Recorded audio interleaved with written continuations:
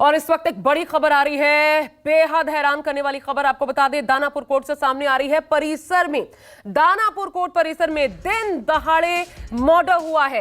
Court परिसर में एक कैदी की गोली मारकर हत्या करने का यह सनसनीखेज मामला है। बेऊर जेल से पेशी के लिए इस कैदी को लाया गया था।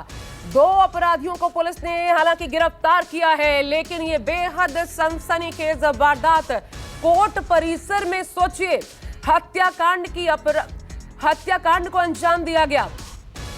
बेऊर जेल से कैदी को पेशी के लिए लाया गया था। दानापुर कोर्ट परिसर में दिन दहाड़े मर्डर से अफरा तफरी मच गई और 2 आरोपी जिन्होंने सनसनीखेज वारदात को अंजाम दिया पकड़े गए। देखिए, पुलिस की गिरफ्त में।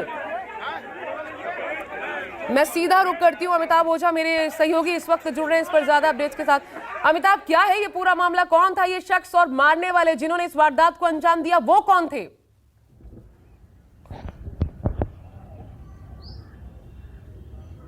देखिए, बिल्कुल ये छोटू सरकार है जो पटना के बेऊर जेल में बंद था। पिछले साल पत्रकार नगर इलाके में बीजेपी के पूर्व विधायक के 2 भाइयों की हत्या हुई थी, उसी में ये नामजद आरोपी था और ये बेऊर जेल में बंद था। आज एक दूसरे मामले में ये फुलवारी शरीफ कोर्ट में इसकी पेशी थी और वहां से पूरी सुरक्षा व्यवस्था के साथ इसे लाया गया था दानापुर कोर्ट में।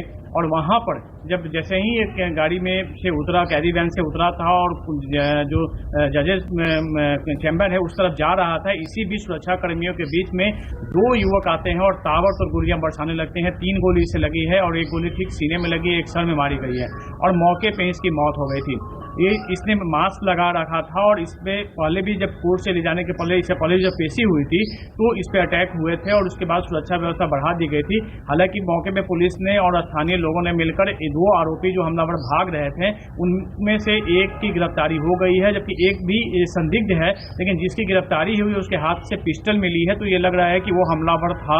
जबकि 2 लोग और भागे हुए, क्योंकि 2 बाइक पे 2 लोगों को संदिग्ध अवस्था में वहां देखा गया था, जो सीसीटीवी फुटेज में आया है। फिलहाल जो 4 आरोपी की बात कही जा रही है, इसमें 2 को गिरफ्तार कर लिया गया है और इनके पास से एक घटना में प्रयुक्त पिस्टल भी बरामद हुआ है। लेकिन अभी ये पता नहीं चल पाया कि घटना का कारण क्या है। हालांकि पुलिस अभी से गैंगवार से जोड़कर देख रही है, क्योंकि पिछले साल जो पूर्व विधायक के 2 भाइयों की हत्या हुई थी उसे भी गैंगवार का नतीजा बताया गया था और उसके बाद ये उस मामले में आरोपी था। इसी मामले का एक आरोपी जब देवघर कोर्ट में गया था अमित पेशी के लिए, तो उसे पिछले महीने सितंबर के महीने में उसे देवघर कोर्ट में गोलियों से भून डाला गया था। तो ये माना जा रहा है कि गैंगवार का नतीजा ही है।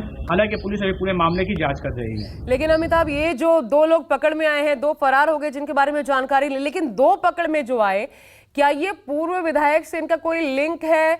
क्या परिवार से कोई संबंध है? इनके बारे में क्या सूचना है? और दूसरी चीज जो सबसे महत्वपूर्ण है इस पूरे मामले में, कोर्ट परिसर में दाखिल होने से पहले कोई चेकिंग नहीं होती क्या? ये तो बिहार राज्य में एक बार फिर वो जो जंगल राज की हम कहानी सुनते थे उससे इतर नहीं है ये तस्वीर।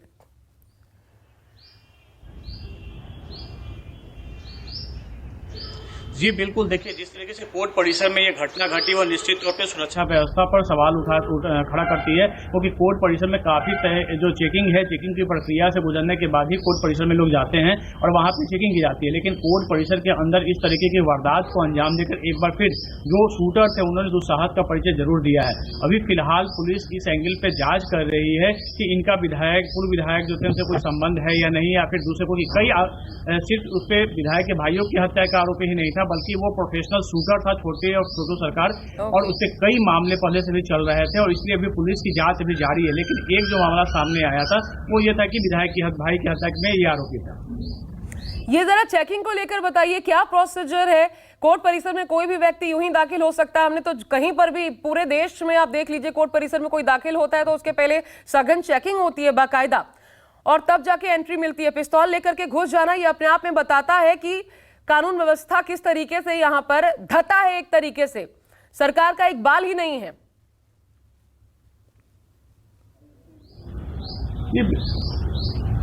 जी बिल्कुल, ये राजधानी पटना का है और देखिए जहाँ पर दानापुर कोर्ट है, बगल में ही दानापुर एएसपी का ऑफिस है और उसके अलावा वहाँ पे जो जिला कोर्ट जो अनुमंडल मुख्यालय है वो भी वहीं बगल में ही है।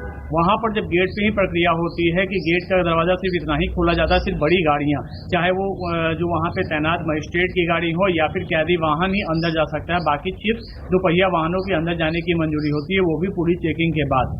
लेकिन ये जो घटना घटी है बिल्कुल ये कोर्ट का जो बिल्डिंग है उसके पास का है, कैंपस का है, जहाँ पे वकील बैठते हैं, मुंशी बैठते हैं, वहाँ पे इस घटना जो साफ बताता है कि पुलिस की लापरवाही है। और बाद में जो है यहाँ पर पुलिस की तत्परता भी कही जा सकती है। उसको तुरंत पकड़ा भी गया है जिसने गोली चलाई है, करीब 5-6 राउंड जो गोलियां चली है। लेकिन ये पूरे कोर्ट के लेकर जो है सुरक्षा में भेद कहा जा सकता है।